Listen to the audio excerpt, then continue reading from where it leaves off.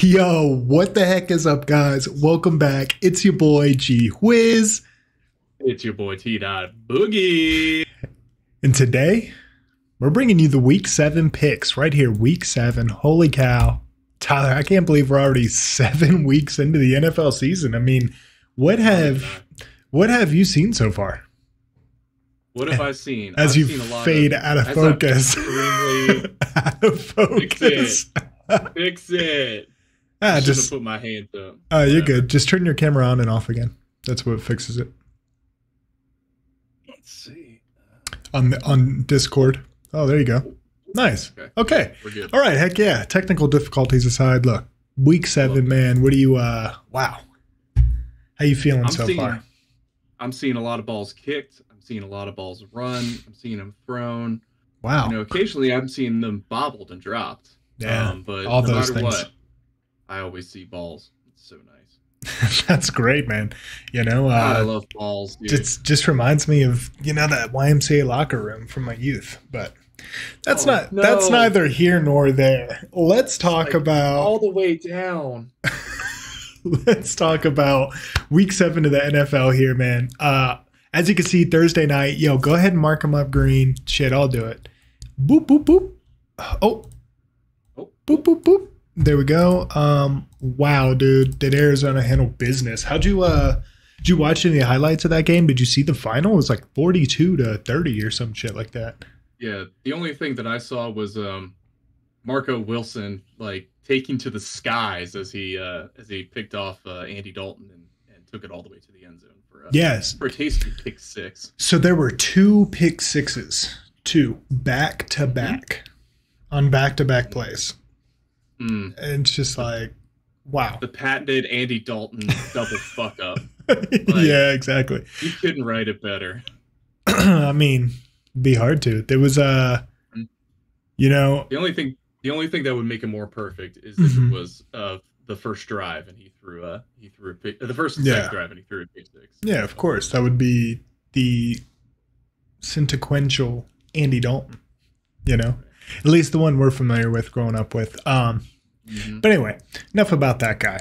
Let's talk about the way the Cardinals played. I think they came out and they played really, really tough football. DeAndre Hopkins, had 6 for 103 or 10 for 106. I don't know. Something like that. He had a ton of yards, a ton of catches. The offense looked way different than what at least we're accustomed to seeing, in my opinion. And I don't know. I like what I saw.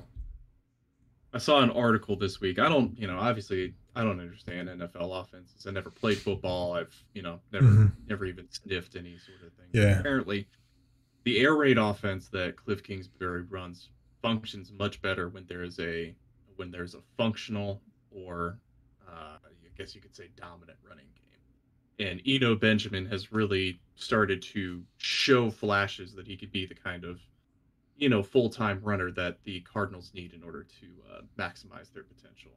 I think James Conner is more well suited to a what's that fool's name? He was on the New England Patriots and he was on the Eagles for both of their Super Bowl runs. Big, 6'3" running back. I can't remember his name for the life. Oh, I thought you were thinking Darren Sproles, but that's not correct. No. I'm thinking the big guy that they just brought out for 5 yards or less in the red zone. I think James Conner could serve that purpose since obviously Kyler Murray can't handle the football down in that area. But I think Benjamin should be getting looks to be used full time. I agree, man. He looked great. They ripped off a couple really big runs where I just thought to myself, "Damn! Okay, here we go." And I mean, shit. It's almost like they waited all week. They were like, "No, let's not really play Sunday. Let's wait until Thursday, and then we'll play football." That's kind of how it felt. It was held themselves back. Yeah, it was a game on Thursday. That is the highest scoring Thursday night game I've ever seen. 42 to maybe the highest ever. What? Huh? Anyway, man, shit. First time the Cardinals score over 30 for the season, and it's a 42 bomb. You gotta love it. Yeah, I do. They look nice, man. So we'll see what's going on in the NFC West. But first, let's go ahead and get to our first matchup of the week, we have Atlanta at Cincinnati. Let's go. Riding the momentum from last week. Both teams. Atlanta coming off of a huge win in San Francisco, running the ball for 160 plus on a Shanahan-led 49ers defense. And then Cincinnati, really running every play out of shotgun last week. Yeah, snaps. Exactly. Except for one, run under center and then, kneeling down. So I don't know, Boogie. What's this game looking like? What's the weather going to be? So we're looking at a beautiful 64 degrees in Paul Brown Stadium, aka I guess Paycor Field at Paul Brown Stadium. I will never. I don't know, man. I don't know how I feel about it, but listen, if they pay Joe Burrow, I'm going to start saying it all the time. Yeah, use that money. Get him on the payroll. Yeah, exactly. As far as this game goes, I think the number one thing we need to watch out for is, like you mentioned, the Falcons' running game is going to be absolutely dominant against the Cincinnati defense, unless Lou Anarumo has schemed up a way to take the running game. So I'll be looking and cringing at the first half Cincinnati defense. If you're a betting type, I would say take Falcons first half point totals, whatever they may be at this point. Yeah. I don't disagree. I think it's going to be a really tough matchup for the Bengals on defense. No Logan Wilson. He's out with that shoulder energy. Yes, that shoulder energy. Wow. No, that shoulder injury. He's out with that. And, of course, you also have DJ Reader, who is still nursing his injuries as well. We should be seeing him. What I think is going to happen is they're going to save him for, obviously, hopefully that Monday night matchup. They'll both be active to stop the run game of Cleveland, a division rival. I think the key for the Bengals to win here is to get up by 10 points, and they're going to have to abandon the run. They're going to have to throw the ball. Like, you can't. I mean, this team runs 150 plus a game on everybody. So I don't think we're going to stop them. I just think we need Joe Burrow to control the clock. We need to make our drives count. We need to go up early, and then that way we have to force them to throw. They have to throw. You can't just keep running the ball all game. Or maybe can. I mean, I don't know. Shit. You can really expose Mariota if you make him throw too much. So yeah, absolutely. Sell out to stop the run, then hope for the best from there. And I mean, Drake London is gonna be good in this league. I think once he gets comfortable with everything that's going on, he should be a really, really viable receiver. But Mariota having 3 on the ground last week, that's insane. So, you know what? I'll take Cincinnati. I'll take Atlanta to cover. This feels like one of those classic, super classic, Cincinnati escapes with another win, 31-27 kind of deal, or 31-28 even. Yeah. What do you think? I can see that happening, but I also saw Joe Burrow run 20 yards for a touchdown and throw a piss missile to Jamar Chase for 60 yards last week, so I'm willing to bet that Joe Burrow comes out of the gate hot, and I'm going to take Cincinnati to cover. I think they're going to win by 7 points. Okay. Oh, yeah. I like that, man. I like that a lot. The Falcons have the bottom 5 pass defense in the league, so should be all day for everybody. Boyd, Higgins, and fun fact, trivia for you guys at home, the Cincinnati Bengals are the only team in the league currently with 3 wide receivers with over 300 yards. So just something to think about there. No other team in the league is doing that. That's some cool shit. It is. All right. Anyway, moving forward, we got Detroit at Dallas. Detroit coming off the bye. Dallas, Dak Prescott is going to start potentially. Dallas -6.5. A crisp 72 degrees in AT&T Stadium in Arlington, Texas. Garth, what do you think of this game? Man, I think this game is going to be bad. Okay, I was thinking like, wow, this game's going to be like really, really incredible, but no, man, I think this game's going to end up being terrible. Like, Detroit coming off a bye, scoring a lot of points. Okay, hopefully getting healthy at the running back position. DeAndre Swift should be coming back. Hopefully, fingers crossed for my fantasy league, but also for the team themselves. Amon St. Brown hopefully is coming back as well. Detroit is going to score some points. Dallas, their defense is top 5 in the league. They're playing exceptionally well. Dak Prescott is coming off of a thumb injury, right? So is he going to have that velocity on the ball? I don't know, man. I think the under here is going to be like 28 points. Should be. Like, as it should be. This game should be good. Should be. And I mean, Dallas by 6.5. I don't think so. Especially after what we saw last week. Obviously, it's Cooper Rush. Yes, I get it. But he also went 4-1. Almost 5-0 as a starter in the league. Give me give me Dallas to win, and I'll take Detroit to cover. Okay, I like that. What do you? It's interesting. Yeah. I don't think I'm going to go the same way as you. How you feel, Boogie? Before the bye, Detroit was scoring 28 points a game. And the reason for that is because their defense was giving up 34 points a game. Yeah. If you can't do math, that's like 6 points more a game they're giving up than they're earning. So, Detroit, I think, is benefiting a lot from garbage time points and things of that nature in order to make their point totals seem, oh man, it's just like we're drunk on a Saturday night. Yeah. This is what I see when I look next to me at the bar. Exactly, dude. I'm a smiling mustache. Yeah, I'm coming back. All right. Still here. Still here. I hear you. All right. Perfect. That looks great. So yeah, I think Dak, with Dak back, with Zeke looking better, with Tony Pollard looking as good as he always does, and this dominant Cowboys defense, I don't think Detroit has a chance in hell of covering on this one. Even if, whether Dak is throwing piss missiles or rocket wobblers, I feel like Dallas is going to be able to hold on to a commanding lead.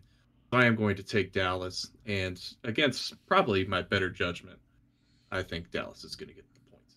Absolutely. Just keep in mind, you're talking about the Detroit Lions, the best covering team in the NFL last year. We don't know about this year, but last year. Okay, I mean, Dan Campbell's got them in a position every week to, shock and surprise. To give up 35 points. All right, we're giving up 35, but we're scoring 40. We're gonna chew off their kneecaps because we don't have any left. Can you please donate some kneecaps? Start a GoFundMe for Detroit Lions kneecaps. Yeah, man, I hope so. Somebody do that.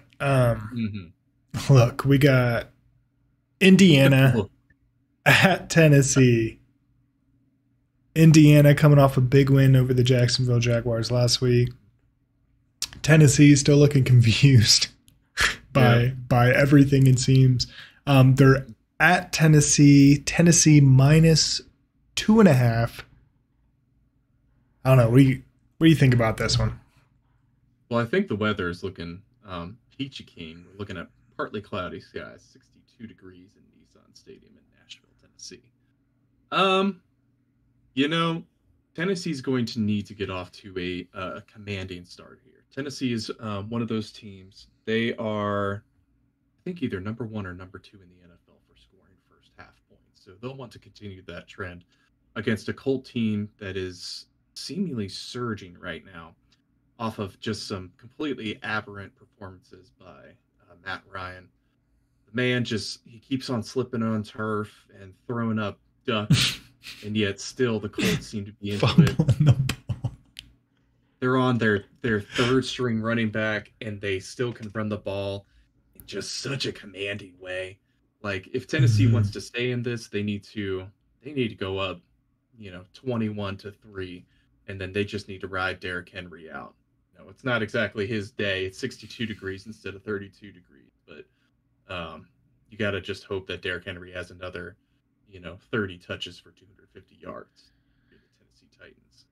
Yeah, I agree. I mean, I think this is going to play heavily into being able to utilize Derrick Henry. I think so Monday is getting back Shaq Leonard this week, which is, an important takeaway there, I believe. It's really going to bolster that interior linebacking core they got going on in Indy. I don't know. Really, the toss-up here for me is, are we going to get the Matt Ryan that throws, 2 picks and fumbles 4 times, or are we going to get a Matt Ryan that throws 5 touchdowns? I don't know, man. My shoulders are up here. I have no idea, man. It's just like, I mean, I guess, who are you taking? I was hoping you weren't going to ask that, man. Damn. Okay. No. That's okay. Because I'm feeling the same way. I was just going to take the opposite of what you took. This game feels like a pick'em to me. So I'll take Indianapolis. All right. Both times. Okay. Yeah, I'll take Tennessee. I think a -2.5 is about the best I'm going to do. Tennessee's coming off of a bye. If their coaching staff is half the coaching staff it was when Arthur Smith was still there, they'll have a good plan coming out of the gate, and hopefully with the extra rest they can bring the noise. But yeah, do something, right? Yeah. Do something, do anything. All right, next up we got another pretty much pick'em game in the Green Bay Packers at the Washington Commanders. Green Bay -4.5.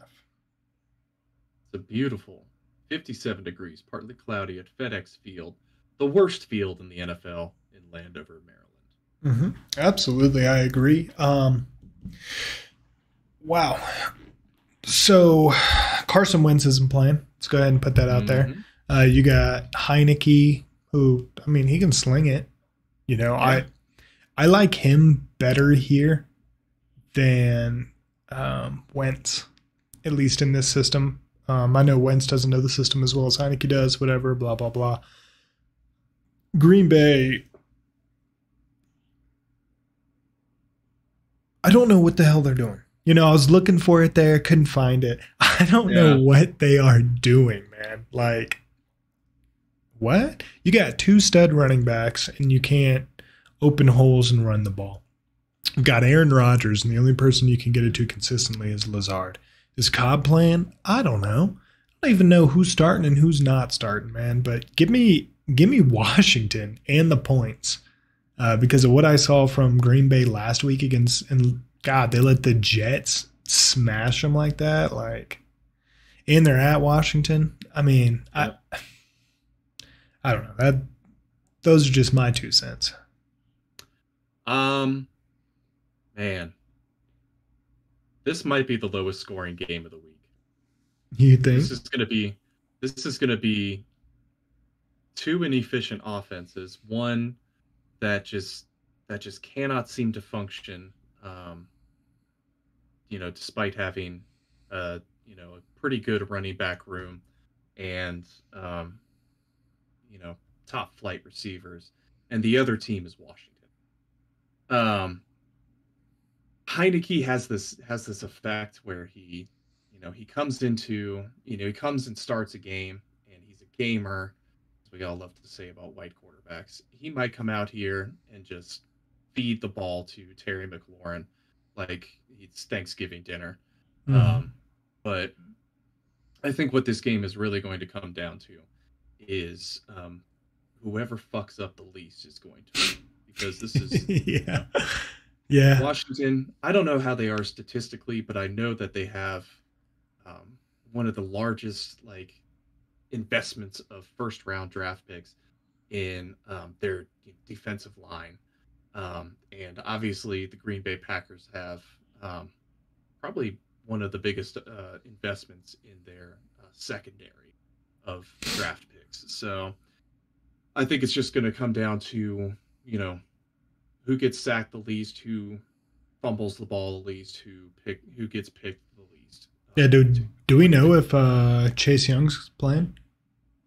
I don't know if Chase Young is playing, but there are some dogs on that line. Maybe I'm not a good football fan, but I have no idea if Chase Young has been playing, hasn't been playing. I thought I heard something about an ACL tear in like April, and he's been coming back from that. I have no idea if the dude's playing, but if I'm going to play a game of who's going to turn the ball over the least, I'll go with Green Bay to win. But this could very well be another 12-6 game. So I'm going to take Washington to cover. -4.5 is much too rich for my team. Yeah, absolutely. I agree. It's going to be a terrible game.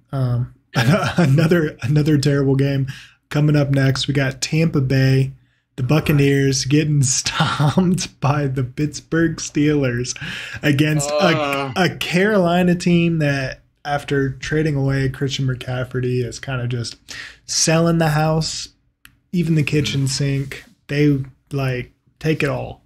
Take it all. Tampa Bay -13. Wow. I can't believe they're going to try to. I'll bet, man. I just wonder. I wonder if Tepper is going to try to pin the rest of this losing effort season on Steve Wilkes and not retain him on the basis of he didn't game hard enough for us. He didn't, he was on the take, and then it's because the GM is selling out all the assets of the team out from under Steve Wilkes. I don't know. I'm just firing off at the mouth. 61 degrees sunny at Bank of America Stadium in Charlotte, North Carolina. Garth, what do you think about this? It's going to be a beautiful day. I think Tampa Bay is Tampa Bay, and they're going to win. 13? I mean, dude, no, I don't think so. Tampa Bay couldn't even. Okay, Pittsburgh has an incredible defense. Let's not even scoff at that. But the Panthers have pieces. They don't have an incredible defense as a whole. Dude, the Panthers are like, the fuck is going on here? That's all I think of whenever I try to understand what's going on. It seems like ever since Cam Newton left, they've been confused. Is there a Cam Newton curse? Man, could be. Well, we said it here first if there is, but let's hope not. Or let's hope so. Aggregators. I mean, I don't know. Aggregators take our word for it. Do people like the Panthers? I've not ever met a Panthers fan. That's that. I don't think the Panthers have it's weird. They're squashed in between. They're squashed in college football country and the Northeast. Mm-hmm. So they're just in this weird dead zone where it's I think really only people in the southern part of North Carolina and the north part of South Carolina like the Panthers. And that's a weird mix. That's a weird Chex Party mix, man. Yeah, I completely agree. It's definitely a quandary, but I'll take Tampa Bay to win. Give me Carolina to cover. I just feel feel like 13 in a men's league, everybody's still playing for their jobs. It's not like Tom Brady, especially with all the bullshit he's got going on in his life, is, about to come out here and throw 500 yards and 6 touchdowns. I don't know. I don't think that Tom exists anymore. No. I just don't see it. He can sling it once or twice a game. He can give you 30 yards once or twice a game. He's not giving you that, these 400-yard performances. Yeah. Not anymore, man. Not anymore. Even against Carolina. This is just let's move on. Okay. Dude, let's talk about an exciting matchup. Something that is very, very curious, and we've got the New York Giants, Big Blue, coming off yet another dub that no one saw coming. Inexplicable, yeah. Yeah, they're 5-1, I believe. So, holy shit. Against Jacksonville, who's been slipping the past couple weeks. They almost had a big win last week in Indianapolis. Just couldn't keep the bag, couldn't bring it home. For some reason, Jacksonville's favored here. I don't know. I mean, what does Vegas know that we don't? I feel like the Giants should be favored going into Jacksonville. I don't know. What do you think? I think what's going on here is the classic, if you don't know what to do, give the home team 3 points and, call it a day. This is a Las Vegas pick'em. So at TIAA Bank Field in Jacksonville, Florida, it's going to be 70 and sunny. That's not enough to. It's kind of cold. It's not enough for Florida. Yeah, I mean, we're getting near November here, so starting to get down there. But the Giants are down into the 70s. Oh yeah. God! No, get my coat. It's so cold. Not the 70s. God. I don't know, man. I'll take Jacksonville needs a get right game against a really hot New York Giants team. I'll take Jacksonville to win. I'll take the Giants to cover. Okay. I know you thought I was. Move. Listen, it's 3 points, and this is only because I honestly don't know who's going to win this game. I feel like it's going to come down to a last-second field goal. I was hoping you were going to completely sell so that I could take those delicious points and just. Yeah, I mean, nah, never that. I just really don't know. The Giants look good, but I really don't know who they are right now. They're winning. I mean, I guess that's really all that matters. It's hard to want to be able to trust it because of just the amount of time that the Giants have spent being kind of bad over the past decade, ever since their last Super Bowl win. I am going to take the Giants to win and to cover. I mean, watch me eat my words in a day when the Jacksonville Jaguars get a get-right game.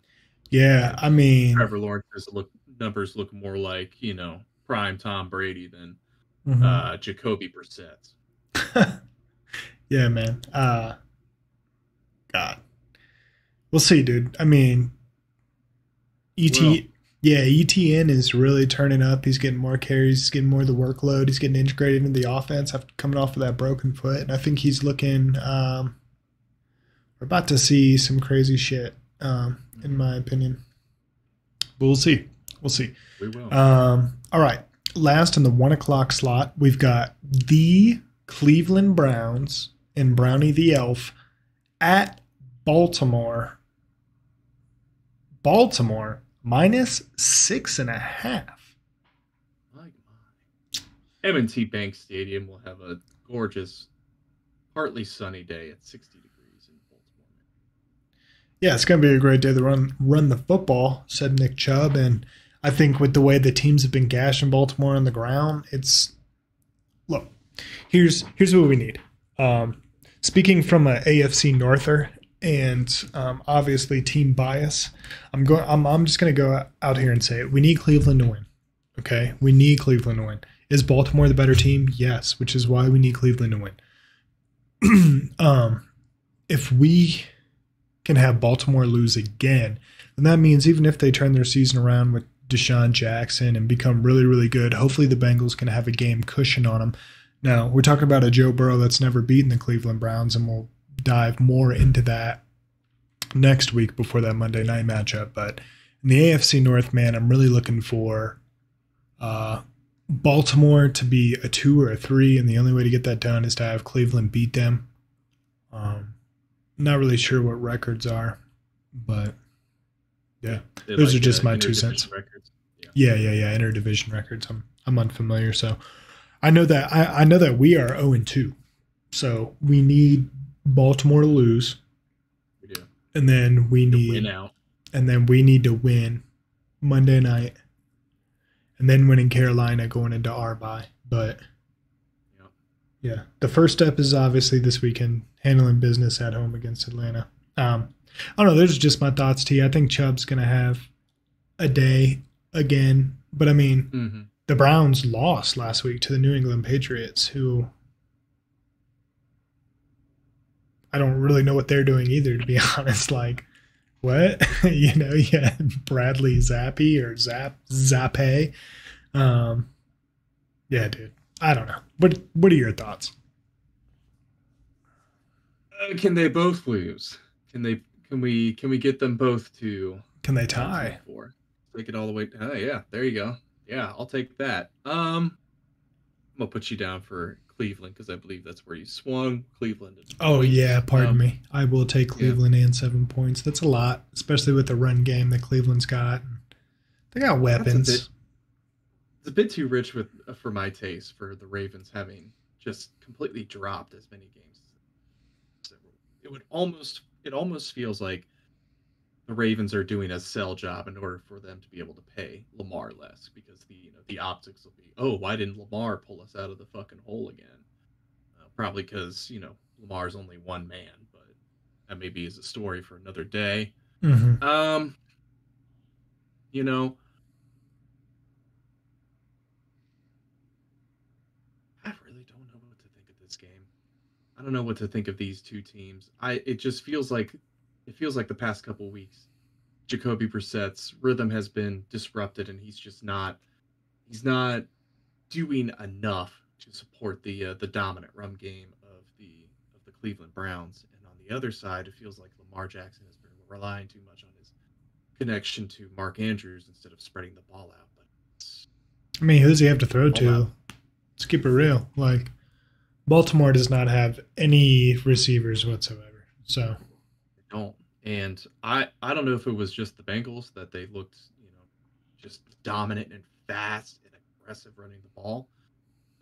We'll have to see how they do against the Browns. I do believe the Baltimore Ravens will win. I believe in I'm a Lamar Jackson truther. But I think since this is an interdivision game and the Browns obviously don't want to completely sell, I'm gonna go ahead and give Cleveland the cover on this one. 7 points is too rich, especially for how the Ravens have been allowing teams to sneak back in the second half. yeah, no, I completely agree, man. Well, we got the first of our 4 o'clock games. Of course, this is what I was thinking that Giants game was going to be at, but we have the New York Jets -1.5 going to Denver Mm-hmm. again. At Empower Field at Mile High Stadium, it's going to be 64 degrees, and either I can't tell if that's partly or mostly cloudy. There's going to be some clouds, but there's The, also going to be yeah, there's going to be clouds for sure, especially over the heads of all the fans after the Jets come in and just beat the dog shit out of Denver. I, like, dude, what is going on here with this team, man? oh Like, god. Denver having an incredible defense, but not knowing what to do on offense. Russell Wilson looks like Russell's out. he should. What? Russell's out. Oh, He's got a hamstring injury. oh, So right. A hamstring injury. Yeah, just like his shoulder was hurt when he threw those 2 interceptions back to back. Mhm. Whatever, dude. Look, man. I mean, we know the propaganda machine is in high spin right now. Yeah, no shit. We got to protect him. We got to make sure everybody knows he's hurt. That's why he wouldn't have said anything ever or at all. Yep. Anyway. Oh, he wouldn't have admitted it, but he has to for the good of the team. Yeah, exactly. Oh, sorry. Sorry, I'm getting a phone call. So. Did you leave your Sibian on? Dude, give me 1 sec. Let me just let Kat know what we're doing real quick. All right.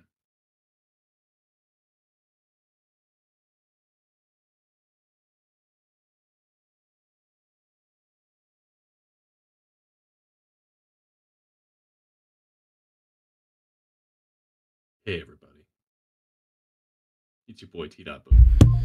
All right, we're back. So I just think that the Jets are going to absolutely shit on Denver. Brees Hall is playing out of his mind. I'm really excited to watch this guy. I had no idea who he was. Didn't even know him in college. Never heard of him before, but he's working very well integrated into this Jets offense. I'm taking Jets. I'm taking Jets. I'm taking Benny and the Jets. I love that. What are your thoughts? I don't think Brett Ripien is the answer to the Broncos' woes, and the New York Jets have gotten 5 Rookie Player of the Week awards since the season has started. So, 5-1 as well. Or are they 4-2? They're 4-2. They're 4-2. Yeah. 4-2. Okay, but I mean, still. Away. So I don't know. Flacco's played in. Oh no, Flacco's not playing. What am I saying? No, anyway, I don't give a flying fuck about this game. This is gonna be the lowest scoring game of the week, unless the Jets. No, the Jets are gonna 40 burger on them. Jets are gonna drop at least 30, dude. Like, yeah. Look, man. Okay, Broncos are gonna get shut out. Fuck them. Dude, what happens if the Broncos end up with a quarterback who can just like throw to the open receiver instead of, picking one before he snaps the ball? What if Rapien just lights it up? Jerry Jeudy, Cortland Sutton both have 2 tuds, 100 apiece. Like, I mean, that's never going to happen. But, a boy can dream, for the homies here. Yeah, what would happen? Well, he's going to get shipped off in a year and a half for a 7th round pick is what's going to happen because they've paid Russell B. Wilson $250 fucking million goddamn smackaroonies, dude. Too much. They paid him too much. But whatever, dude. Classic Elway not knowing how to draft a quarterback. He just looks at quarterbacks and he's like, why can't they just do what I did? Just throw the ball real hard. Like, come on, just throw it to the open receiver. Come on, yeah. I mean, is that guy open? Throw it to him. What do you mean you don't understand? You guys don't think John Elway's just like the worst Monday morning quarterback? Like he catches Russ in the hallway and he's like, "Hey, let me talk game plan with you," and Russ is just like, "Not this guy again." Oh God. Yeah, maybe. Sure would be funny. Man, you know what else is going to be funny? Where's that Hard Knocks? Yeah, that would be funny. The Denver Broncos, they should. Sam Walton just bought them. Could be sponsored by Walmart.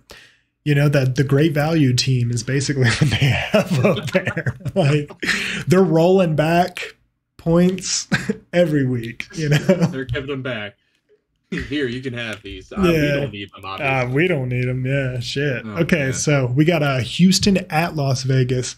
Las Vegas -7. Crisp 72 degrees in Allegiant Stadium in, I guess, Nevada.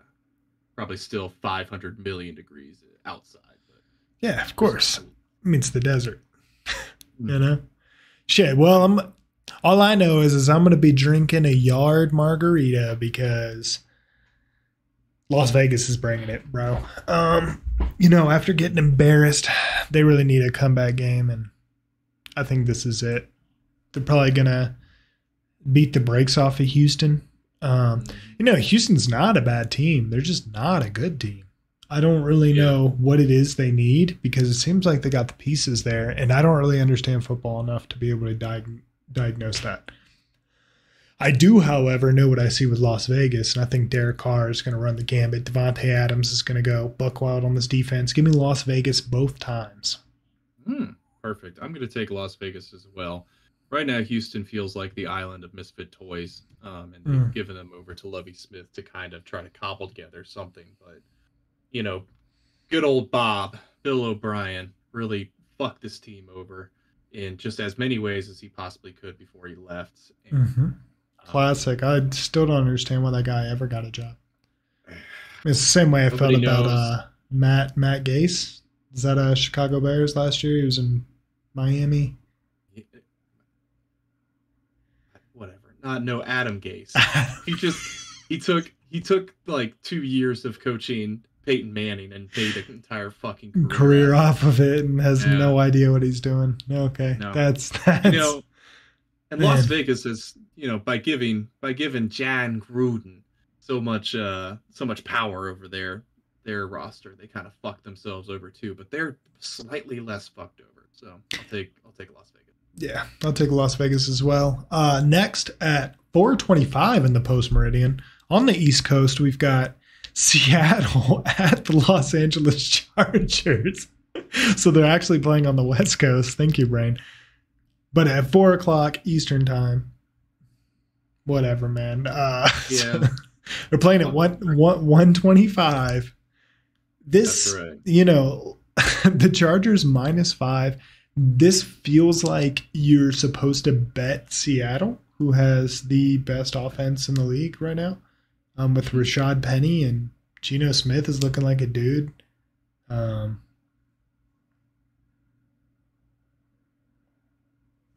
I don't know, man. Like, I mean, obviously Vegas wants us to take Seattle here, but I'm gonna take I'm gonna take the Chargers. I'm gonna take the Chargers. I'm gonna take Seattle to cover. I think it's gonna be closer than what they think, because Seattle's still going to score points. Yeah, absolutely. I'm going to. I'm really fucking annoyed that I took Keenan Allen as my first wide receiver.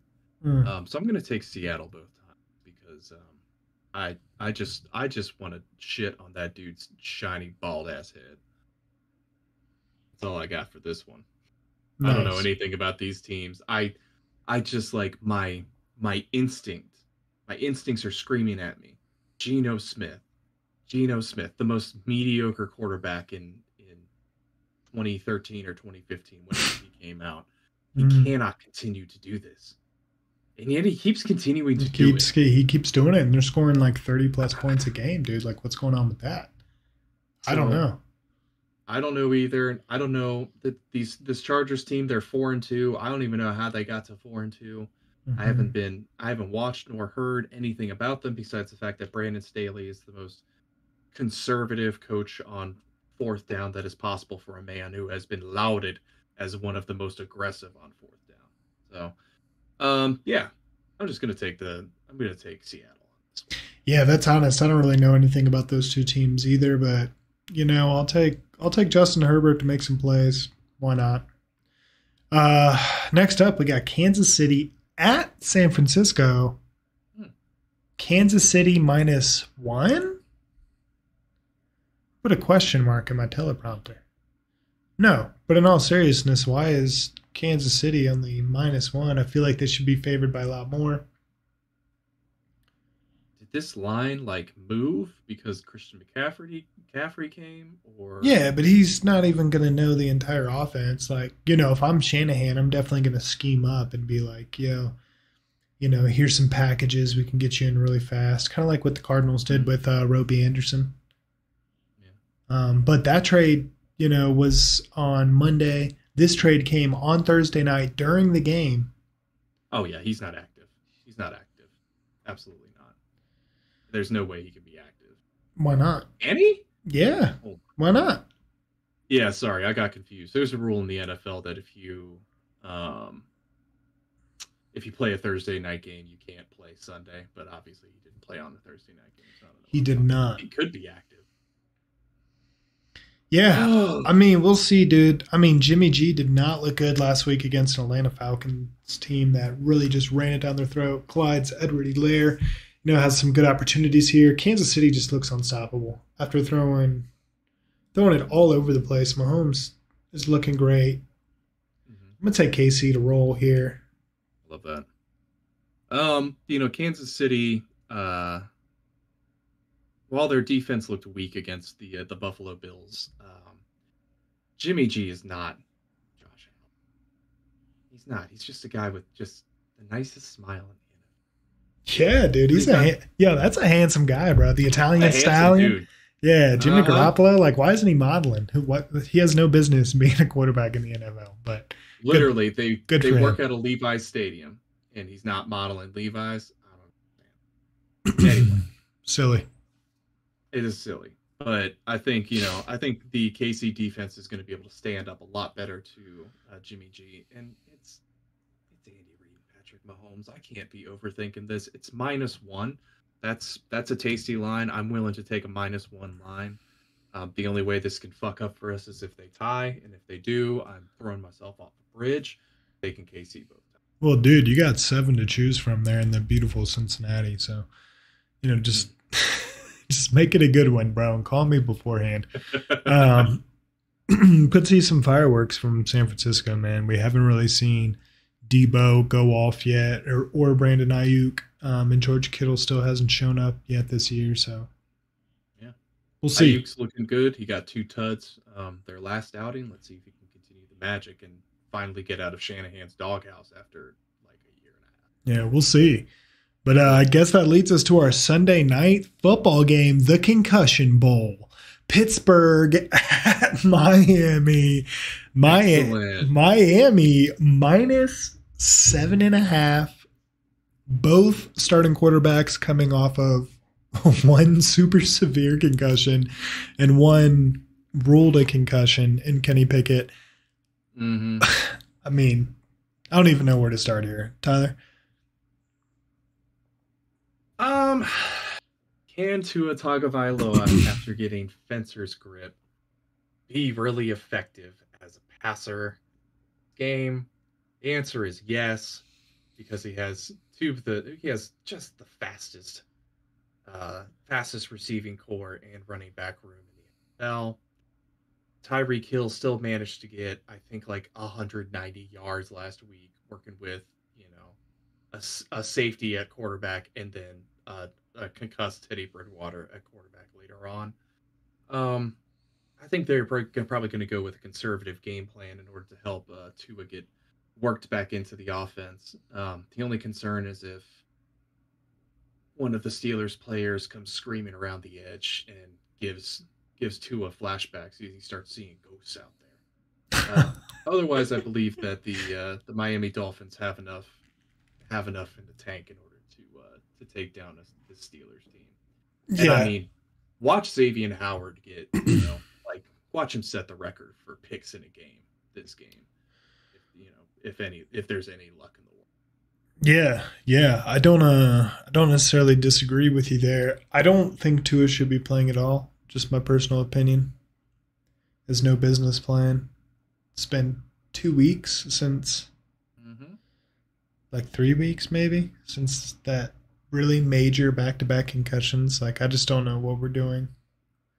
This feels like a Sports Illustrated article in the making of, just like the dark and dirty secrets behind the Miami Dolphins, medical staff. Yeah, some random I'm shit feeling an like expose that. coming in the off season because it's wild. Yeah, this is absolutely insane. If Tua thinks that he's ready to go and he wants to go, hey, I say more power to him. I don't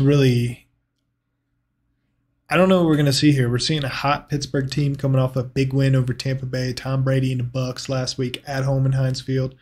They could roll down to Miami and, put a burner on them. It's toss-up. I'll take Miami to win. I'll take Pittsburgh to cover. Yeah, 7.5 seems like a lot for a Miami team that's just getting Tua back, and Pittsburgh does still have a dominant defense even without the presence of T.J. Watt. 7.5 is too rich for my taste. I'll also take Pittsburgh to cover. Cool. Well, last but not least, we're finishing up with our Monday night game. Of course, we've got Chicago at New England. New England minus 7.5. Chicago looks terrible. New England's looking hot. I'm taking New England. And I'll just give them the cover too. I think they're going to win by 10 or more. Yeah. Weirdest week for team exchanges. Bill Belichick on, his first press conference of the week spends 8 solid minutes complimenting every single position group for the Bears, the wide receiver room, the D-line, the water boys, the towel fellas, the mascot. And then for the rest of the week, Chicago, in what I can only assume is a illegal move to do within the confines of the game, puts nobody on the injury list for any of the practices that week, despite the fact that teams will put at least 4, if not 8 to 10 people on the injury list, no matter what. So I don't know if there's fines forthcoming for the Chicago Bears for this little tete-a-tete game they're playing with Bill Belichick. But it will not matter because Bill will have probably flown somebody in to spy on them anyhow and find out who's actually injured, who's playing off to the side, whether it's reported or not. And yeah, right. He's going to know exactly what body parts to target and, which ones to, which ones to twist and grab. So I mean, New England's going to win this. Justin Fields, I don't know if he's just not a NFL quarterback or if he's just not being put into good positions, but this team outside of the running game looks absolutely non-functional, and I don't think the defense has been as dominant as has been vaunted in the past. So New England with Bailey Zappi looking as comfortable as he does in the confines of the NFL offense that Bill Belichick has somehow managed to scrape together with 4 or 5 people stirring the pot, and with a dominant defense. Just Bill's got it. Bill's got this one. Let's just hand this one to Bill. They put this on his schedule to so he could get a win going into the stretch of the season. Yeah, I think Chicago definitely looks confused. They do. They look terrible, man. And is it Justin Fields? Or is it the Bears offense? That's really what we're going to find out, I think, moving forward with the Chicago Bears. Do they give him one more year and then move on? I just don't know, man. I thought Justin Fields could throw the ball. He did well in college at Ohio State. He can definitely move. He's a very mobile quarterback. Maybe, I don't know, man. The Bears just confused me. Like, they don't really do anything that jumps off the page or that jumps off the screen where I'm like, oh, holy shit, Oh, God. Is this just yet another instance of an Ohio State quarterback coming to the league and suddenly they just can't fucking function in an NFL offense for some goddamn reason? Yeah, they can't hang, and it makes me worried for CJ Stroud because looks like he's going to Carolina or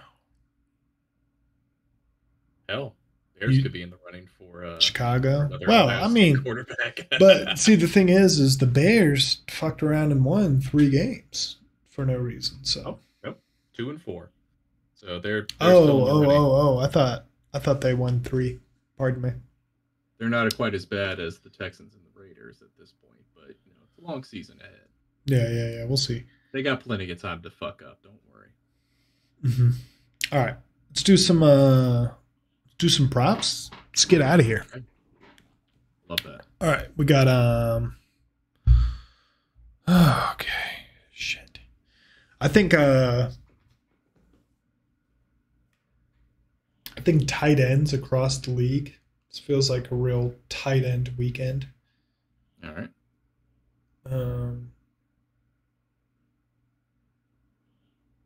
Tight ends across the league. And he wins because there are tight ends and they do exist within the league. Well, I just think that there are going to be tight ends. Tight ends will be extant. Yeah, no. You know what? I think they're going to have over 600 yards receiving. Okay. And give me 6 touchdowns as well. 600 yids, 6 titties. Excellent. I think Denver getting shut out. Wow. Yeah, I can see it happening. We'll get tug a boom. Yeah. Get young. Yeah, I think so, bro. Yeah. But yeah. He's in that one. Easy peasy pumpkin squeezy, man. That about does it for week 7 here. Wrapping up with you. Again, I'm from one TooDopeBro to another. Yo, peace. Peace.